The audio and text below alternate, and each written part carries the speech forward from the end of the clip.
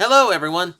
So, if you go to the card aisle of your local major retail outlet or whatever section they keep all their little keychain tchotchkes in, you're going to find a toy line called World's Smallest that represents these super tiny versions of action figures, games, even little arcade machines. Basically, the company will put a keychain on whatever they can shrink down into something that'll fit into your pocket. They do this everything from card games, etch-a-sketches, Rubik cubes, and yes, action figures like Transformers. Now, as you can see, we're looking at them here. They are exceedingly small. However, they do not transform. They are just simple two-point articulation action figures. Nothing really special there as far as like super like interesting thing. But it does bring about the idea of world's smallest transformers, and what we used to call world's smallest transformers was a line in 2003 by Takara that is actually called smallest transforming transformers. So today we're going to do a quick look back at another somewhat forgotten Transformer toy line that used to be all the buzz, but now you rarely ever hear of them. And it's a shame because what they accomplished was pretty exceptional for the time. So before we begin, if you liked the video, thank you very much for tuning in, by the way. Please make sure to hit the like button. And if you haven't done it already, please subscribe to the channel. Helps me out a lot. It's absolutely free. And, you know, it's the easiest way of making sure that I can continue what I am doing. So, we're going to start. I'm basically just going to take you through the entire toy line. So these were released in 3 waves, a wave 1, a wave 2, and then a wave 2.5, which was something of a greatest hits wave. You got them in a blind box, and just like a lot of blind boxes at the time, you had, and even now, of course, you have rare figures, which were short packed, and then you had chase figures, which were randomly distributed in some of the cases. You would buy a full box, get one of the short packed items, and maybe if you were lucky, you got one of the chases. That's how it worked. After that, the box pretty much guaranteed you're going to get an entire set of something. But we'll start and we'll go by mold here. So wave 1 included Convoy, or Optimus Prime, done up in a very toy-accurate color scheme. Now, these, it's hard to really like explain how small these were without seeing them in hand. So I took a picture from Sabertron.com here to demonstrate the size difference compared to a G1 Optimus Prime. Yeah, so you can see this thing doesn't even come up to its knee. You know, it is a tiny thing. You know what? Hang on a minute. So here is the modern Earthrise Optimus Prime mold. So you have that as a size scale. Now here is the G1 mold, the Ultra Magnus version, but it's the same figure seen in the picture. So this is about as close as I can give you to like how small a world's smallest transformer is. It basically comes up to like almost not even the top of Prime's wheel there.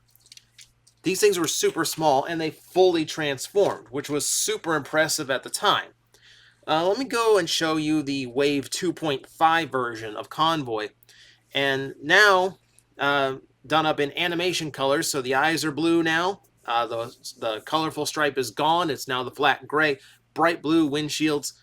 So you can see there are definite shortcuts in the engineering. His legs are one piece instead of 2. They do not open up, and he doesn't have any motion in the shoulders, nor does his cab open up forward. Also, of course, the repair bay doesn't have its arm. It can swivel around. But you do have a roller. It all fully functions, and yeah, it makes for a pretty interesting piece and a fully functioning convoy if you really think about it. Now, the Optimus Prime itself was a normal figure in both Wave 1 and Wave 2.5, and then the trailer was short packed. So the trailer to complete the Optimus Prime actually started becoming as expensive as the chase figures because like you needed it, right? You needed to complete your little Prime. So that was a super high demand piece back in the day. Megatron, let's jump the gun here. Jump the gun. We have to talk about this guy. Yeah, so there was a Convoy White edition, which is what they called Ultra Magnus. Of course, not actually Magnus without the trailer, so it's just a white Optimus Prime as a. Now you'll excuse me if I lose track of what was a chase and what was rare because it was hard for me to remember. I just remember being really annoyed that I couldn't get them all. Now we can talk about Megatron. And Megatron was probably one of the most impressive pieces out of the entire range. He pretty much functions just as the original G1 did. Now, the parts are a lot closer together, so he doesn't quite have the same smoothness to him that the G1 toy does, but it fully transforms. And the G1 Megatron was not a simple transformer back in the day, it was pretty complex. So to shrink it down into such a super tiny size was incredibly impressive for the time. That's the thing that I loved the most about this entire toy line is it showed how far toy engineering came, something that was revolutionary back in 1984 or even before then if we take the Diaclone and Microman and Micro Change releases into account to make him that tiny and they still fully function. That is incredible how far we've come. Megatron was also available in a 2-pack with Optimus Prime. The Optimus Prime was unchanged, but for the sake of recreating the goodbye Megatron look and what we eventually would call Megaplex, they gave him a blue inner color rather than the red. Just a little bit of a nod to another classic Megatron release. Bumblebee also took a turn, of course, and this was, the smallest individual figure of the entire run.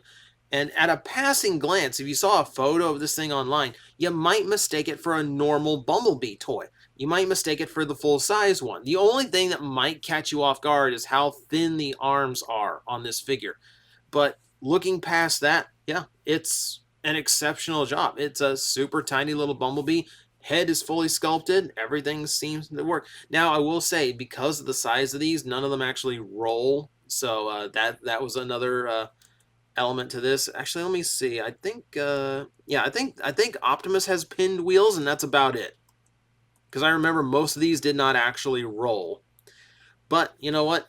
They weren't really designed for that. It's just like the whole goal here was how small can we make the original toys. It's basically Takara showing off what they could do now. The red one was a chase figure. It was called Bumble Red. They didn't try to convince you it was a cliff jumper or anything, but it was another one out there. Starscream was a weird one.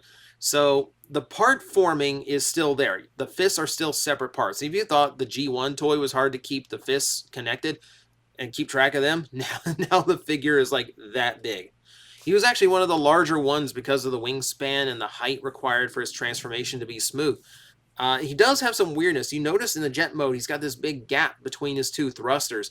For some reason, they opted to alter his original design in order to separate the legs in the robot mode, which comes off a little bit weird when you stare at it for too long. Also, for some reason, the head on him is like super tiny, like tinier than even like the original head was. So there's sacrifices on him, but the fact that it's all there and works, okay, that's commendable. And because it's a Seeker, we also got Skywarp. This was a chase piece, and I remember it's a chase piece because I actually got this one. I remember selling off these things because I could never get a hold of all of the chases, which was super frustrating. And now I regret it because even one of these is expensive now. It used to be a chase piece would still cost you like 40, 50 bucks. Now a standard one, or like if you get an authentic one, is like 40, 50 bucks. So these gain value for being such tiny little things. Thundercracker is the one I couldn't get a hold of. I believe he was I think he was the 2.5 chase. God, it's hard for me to remember keep them straight in my head now. Doesn't matter. He was another chase piece, and also super hard to get, super expensive now. Super expensive then for what it was. They also did Thrust as a Wave 2.5 figure, and this one was cool. This one was cool. Actually, no, not Wave 2.5, Wave 2. Now I remember Wave 2. And yeah, they never did Dirge and Thrust. They never did Dirge and Ramjet. So, these days they would complete the set. Back then, you got one, be happy. Sideswipe was pretty much simplified down to a Micromaster level of transformation. Pull legs out, pull arms out, flip chest down, you were done. Well, you had to flip out the feet too, but still, it felt very Micromaster in engineering. But then again, the bigger version isn't too far off from that, if we're being really honest here. He actually ends up being one of the more faithful figures, and it looks pretty good. I always thought this was one of the better ones, and coming from a simple figure, let them get away with a pretty simple design that still works. And of course, Red Alert got figured into this line as well. I like that they actually put the effort in to remold the light bar onto the toy. Didn't really have to do that on a figure line this small and this budgeted. You probably could have gotten away with just tampographying the light bar on top, but Takara sometimes will go the extra mile, and it's all the better for it. Wasn't the only situation of that. We have Prowl as well. Prowl was a little bit weird, so we got into some more complex transformations with Prowl in Wave 2. Most notably, trying to fold up the arms to get on the underside of that chest, as well as the waist rotation to get him situated correctly in the robot mode. He comes together well. I mean, it's a fully functioning Prowl, which is, again, super impressive considering the size. It is just a little bit wonky because of how they had to engineer the toy. Like I said, I'm not trying to take anything away from it. I think what these things did was super, super impressive. And these are not the most impressive figures. Another chase figure here, Blue Streak, or Streak in Japan. And no, he was never blue. That's the Diaclone. So, this one I was really liked too. Like, again, the engineering on this figure was actually pretty good for how small it was. It just felt like, compared to like Sideswipe, who was like 5 pieces, like 5 or 6 components total, to mess around with him and like these arms that have to interweave into the vehicle mode, the slide to get his thighs out from the lower legs. These felt like really fiddly, like not fiddly, but like it felt like I could break them at any moment. Like since all the hinges were so tiny on these things, like it's hard to explain playing with them if you haven't already. Like imagine, like you literally have to imagine like playing with your current Transformers if you were like 20 feet tall, and you're like a giant, just trying to like manipulate these parts together, just so tiny. But it was interesting. It was definitely interesting. Jazz works pretty much the same way. Very similar engineering to him without the waist rotation, but he has to do the same arm thing. And that was pretty much the bread and butter of these, was keeping it simple. They didn't go like they didn't try to do a triple changer or anything crazy like that. It's it's the smallest that the plastic could actually allow and still make a stable figure. And Jazz was another really good one. Surprised they never reused this mold. We never got a stepper. There's just a few molds in here that for whatever reason they never decided to reuse, and it was a little bit weird in that decision making. Here's one of the most impressive ones, and it's fitting considering that he's one of the most impressive G1 toys as well. Soundwave is small enough that Soundwave, by the way, is the only one I still have. He's the only figure in this line I still have. He's small enough that in my reissue Soundwave has the double-sized chest for Sound Blaster. He's small enough to fit inside there. There's another like size comparison for you. But this thing is incredibly impressive. So aside from the fact he retains almost all of the articulation from the original G1 toy, the only thing he is lacking is a rotation in the head. He still has both of his weapons. They do not have the missiles, but the battery compartment gimmick still works on this tiny little thing. They worked that in. The transformation is exact to the original as well. The tape deck is not spring open, of course not at this size, but it does open up. You do have a cassette to fit in there, and that cassette does transform, making that Ravage on screen the smallest transforming Transformer toy of them all. He can literally fit on my pinky nail. He's that tiny. And of course, that's the reason I didn't sell that Soundwave, because mine is missing its back leg. I don't know how I even lost it. It's not like he'd spend any time outside of Soundwave's chest, you know? There's no reason to. You'd lose him in an instant. It's always been super frustrating that of all things to lose, it's that super tiny piece. Like literally like one of the smallest pieces and one of the smallest Transformers ever. That's the one I lose. Good job, TJ. So I still have the Soundwaves, and I wish I had the rest of the line still, but I will take it. I will take it. But yeah, never got a Sound Blaster out of this one either. Kind of weird. They had opportunity that never capitalized. The last new mold in the entire series was Hot Rod. He was the only figure that was brand new out of Wave 2.5. And you could get him one of two ways. He was either randomly inserted into that wave, or he was a giveaway item. And that is where you would find him in that super tiny version of his original box. This one, I think, is one of the greatest achievements. This is one of the most impressive pieces in the entire series. Aside from the fact, yeah, his wheels are pinned in, his transformation in G1 was not simple. For G1, it was a pretty complex transformation. Not only is it fully recreated here, he also gets his guns as well.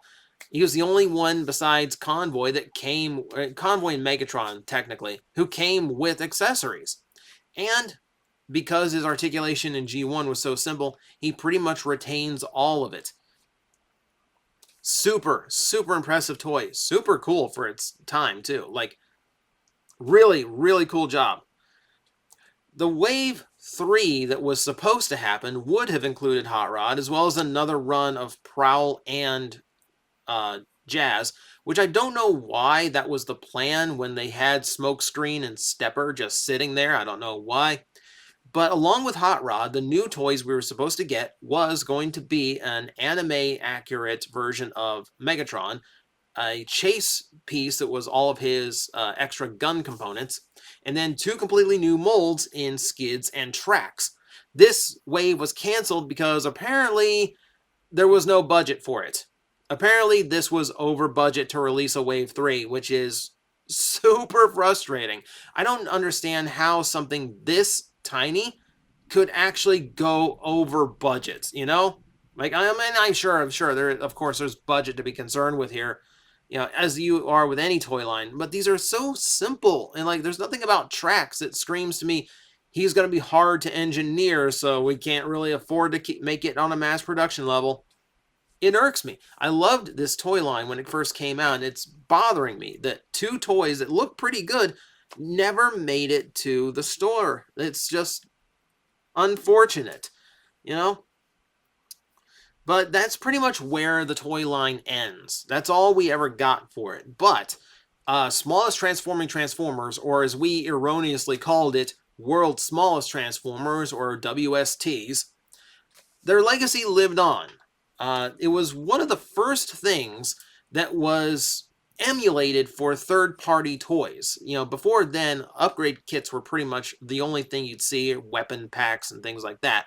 But the WST moniker would live on through the Dino Robots, which were trying to emulate the same thing. They had accessories, they had full chrome, they were fully engineered mini versions of the original Dinobots. They were considerably larger than the proper Smallest Transforming Transformers, but if you look at G1 cartoon scale, where the Dinobots are supposed to be huge, it worked. And yeah, they were fine. I think this is one of the first third-party figures to just like go for it, just like remake a G1 character from the ground up. And when Hasbro and Takara didn't jump down anyone's throat for that, that's when it went off to the races and everyone started doing whatever they wanted. It also lived on through knockoffs. Knockoffs aplenty, because these toys were so small and so cheap to produce. Knocking them off in mass quantities was pretty easy for a lot of companies out there. These were prolific on eBay for a long time, and I think you can still find a few of them there. Optimus Prime and Starscreams could be found in multitudes of different colors, in opaque and translucent plastic. Someone even engineered a full Ultra Magnus trailer to go along with this little tiny Optimus Prime. So yeah, there is a Magnus that is actually in scale with the rest of WST out there. It's just not official. So that's how the toy line lives on now, aside from the one-off rumor that it was being brought back or being brought stateside once upon a time. But that's pretty much the story of the smallest transforming Transformers, a fascinating experiment by Takara that really proved how much toy engineering has improved over the course of, at the time, 20 years. Super impressive toy line for its day. And, you know, like, you'd never see it in America because I think the entire toy line is a choking hazard. But, man, I miss these, and I really wish it was possible to see these things again and to expand upon them. So, especially now when we've got, like, big city formers the size of Titans, these things are perfect to line up on, like, Metroplex. You know, wish we had more of that. So, that's going to be it for this video. I hope either you learned something or it brought back a little bit of nostalgia for a lost Transformers line no one really ever mentions anymore. I still have a fondness for these, and I hope someone out there does too. Thank you all for watching. As always, I appreciate all of the support, whether it's Patreon or just clicking a few buttons. It all helps the channel continue, and hopefully I will see you again for another video. Guys, I am facing the most powerful enemy any YouTuber can face, the algorithm, and I need your help to defeat him. Hit the like button, hit the subscribe button, hit the notification bell, and leave a comment. Every time you do, we attack that algorithm and we drive it back until it can no longer defeat this channel. Thank you very much.